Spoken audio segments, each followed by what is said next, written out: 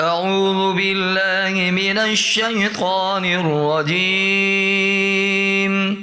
بسم الله الرحمن الرحيم.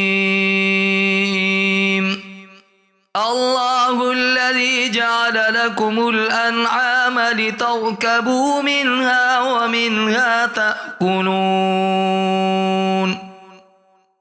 ولكم فيها منافع ولتبلغوا عليها حاجة في صدوركم وعليها وعلى الفلك تحملون ويريكم آياته فأي آيات الله تنكرون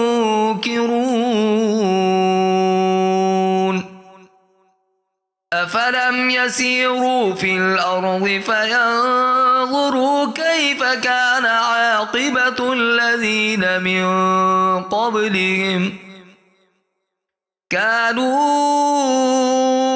أكثر منهم وأشد قوة وآثارا في الأرض فما أغنى عنهم ما كانوا يكسبون فلما جاءتهم رسلهم بالبينات فرحوا بما عندهم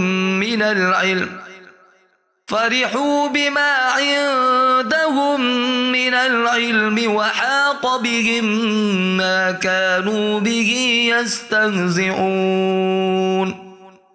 فلما رأوا بأسنا قالوا آمنا بالله وحده وكفرنا بما كنا به مشركين فلم يك ينفعهم إيمانهم لما رأوا بأسنا سنة الله التي قد خلت في عباده وخسر هنالك الكافرون. صدق الله العظيم.